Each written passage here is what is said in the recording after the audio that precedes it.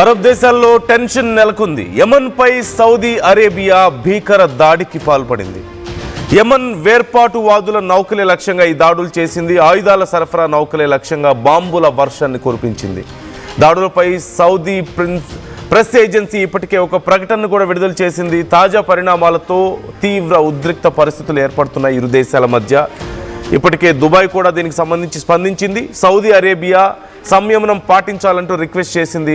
యమన్ వేర్పాటువాద సంస్థకు ఆయుధాలు చేరవేయలేదంటూ యుఏఈ చెప్తున్నటువంటి పరిస్థితి కనిపిస్తోంది. యునైటెడ్ అరబ్ ఎమిరేట్స్ నుంచి వచ్చినటువంటి ఒక వేర్పాటువాద దళానికి యమన్ ఆయుధాలను రవాణా చేస్తున్నట్లుగా సౌదీ అరేబియా ఆరోపిస్తుంది. ఈ మంగళవారం యమన్ ఓడరేవు నగరం ముకల్లా మీద ఈ బాంబు దాడికి పాల్పడ్డాన్ని మనం చూసాం. ఈ దాడికి యుఏఈ వెంటనే అంగీకరించలేదు, యాక్సెప్ట్ చేయలేదు, లేదు ఇదంతా అని చెప్తుంది. ఎర్ర సముద్రం ప్రాంతం అంతటా కూడా ఇప్పుడు చాలా గందరగోళ పరిస్థితులు మనం చూస్తూనే ఉన్నాం. ఇలాంటి పరిస్థితుల్లో ఇరాన్ మద్దతు ఉన్నటువంటి హౌతీ తిరుగుబాటుదారుల మీద యమన్ దశాబ్దాలుగా సాగిస్తున్నటువంటి యుద్ధాన్ని మనం చూస్తున్నాం. ఇప్పుడు ఈ రియాద్ అబుదాబి మధ్య కూడా సంబంధాలను ఇది కొంత ఇంపాక్ట్ చూపిస్తున్నటువంటి పరిస్థితి కనిపిస్తోంది. యమన్ను దెబ్బతీయడానికి సౌదీ అరేబియా ప్రయత్నిస్తోంది అంటూ ఆ దేశం ఆరోపిస్తున్నటువంటి పరిస్థితి మనం చూస్తున్నాం.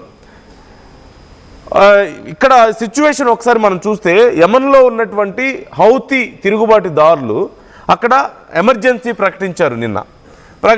సౌదీ అరేబియా అనుమతించినవి తప్ప ఇంకేవి కూడా లోపలికి రావడానికి లేదు. వాళ్ళ కంట్రోల్లో ఉన్నటువంటి ఆ మొత్తం భూభాగంలో అన్ని బోర్డర్స్ని కూడా వాళ్ళు క్లోజ్ చేశారు. అక్కడ క్రాసింగ్లకు సంబంధించి అలాగే విమానాశ్రయాలు ఓడరేవులకి సంబంధించి మొత్తం 72 గంటల పాటు కొత్తగా ఏ ట్రాన్సాక్షన్స్ అవ్వడానికి లేదంటూ వాళ్ళు కొన్ని రెస్ట్రిక్షన్స్ పాస్ చేయడం జరిగింది. అయితే అక్కడ గవర్నమెంట్ కూడా దీనికి సంబంధించి ఒక నోటీస్ని రిలీజ్ చేసింది.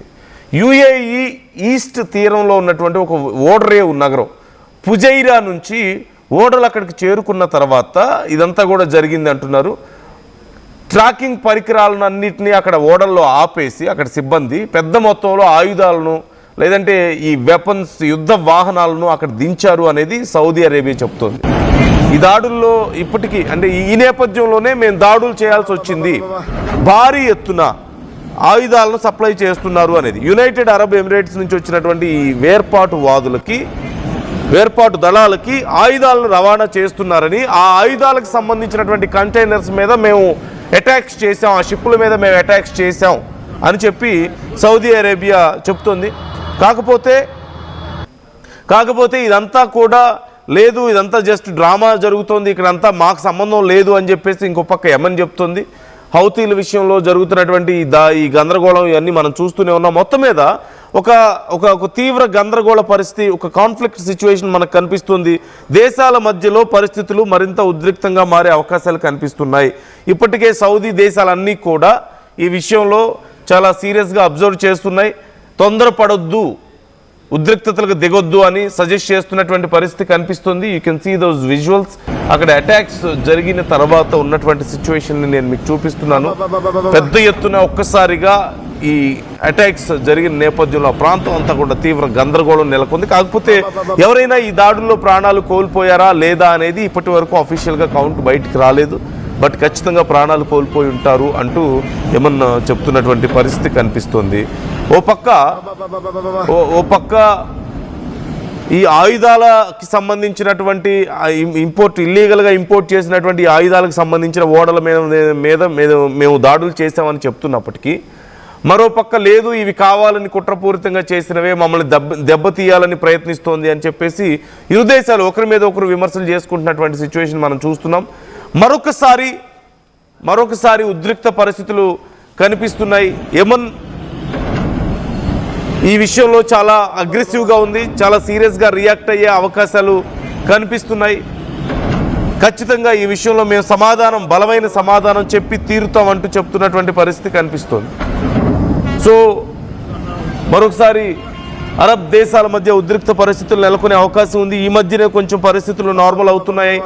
ఇక అరబ్ దేశాలన్నీ లేదంటే ఇస్లామిక్ కంట్రీస్ అన్నీ ఒక తాటి మీదకి రావాలని చెప్పి ప్రయత్నాలు చేస్తున్న ఈ సమయంలో ఇప్పుడు ఇలా ఈ దాడులు యుఏఈ వరుసగా ఈ దాడులకు పాల్పడ్డాన్ని కొంత తీవ్రమైనటువంటి పరిణామంగా చూస్తున్నారు. సౌదీ అరేబియా ఇక్కడ ఆరోపిస్తున్నటువంటి పరిస్థితి కనిపిస్తుంది. యమన్ ఆయుధాల విషయంలో ఇన్వాల్వ్ అయింది అని కూడా చెప్తున్నారు. సో మొత్తం మీద చాలా గందరగోళ పరిస్థితి కనిపిస్తుంది. ఒకరి మీద ఒకరు దాడులు చేసుకునే అవకాశాలు కనిపిస్తున్నాయి.